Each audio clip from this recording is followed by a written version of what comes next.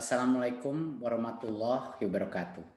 Salam sejahtera bagi kita semua. Om Swastiastu, Namo Buddhaya, salam kebajikan.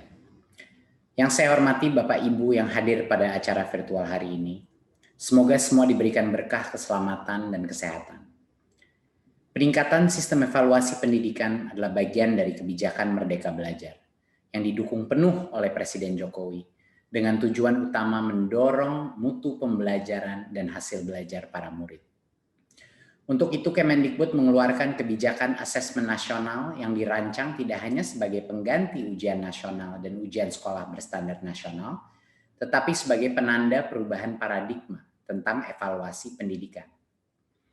Perubahan mendasar asesmen nasional adalah tidak lagi mengevaluasi capaian murid secara individu, akan tetapi mengevaluasi dan memetakan sistem pendidikan berupa input, proses, dan hasil.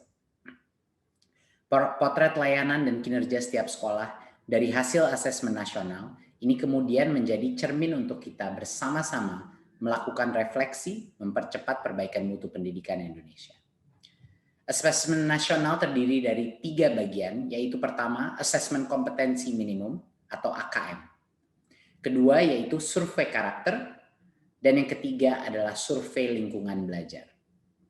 Asesmen kompetensi minimum atau AKM dirancang untuk mengukur capaian murid dari hasil belajar kognitif yaitu literasi dan numerasi.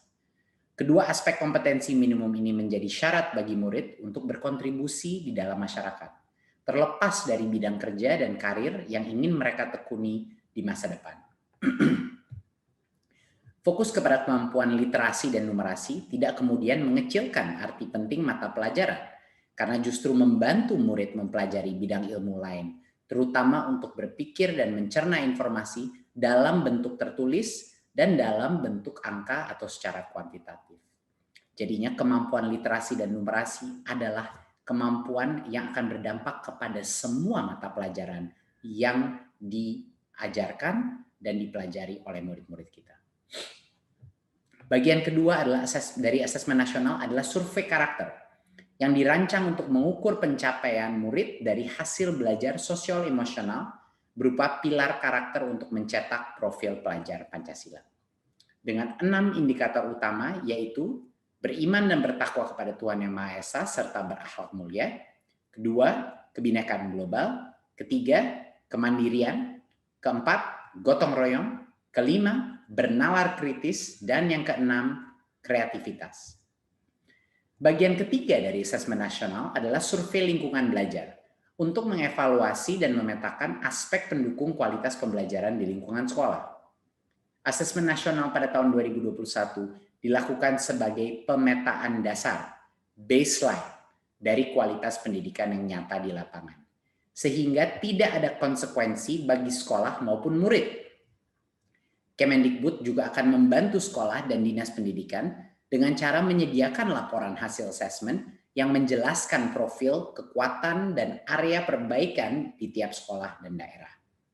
Sehingga sangat penting dipahami, terutama oleh guru kepala sekolah, murid, dan orang tua, bahwa asesmen nasional untuk 2021 tidak memerlukan persiapan-persiapan khusus maupun tambahan yang justru akan menjadi beban psikologis tersendiri.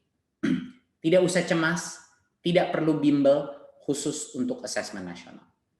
Untuk itu, mari kita semua bersama-sama mendukung pelaksanaan asesmen nasional mulai tahun 2021 sebagai bagian dari reformasi pendidikan Indonesia. Terima kasih dan salam Merdeka Belajar.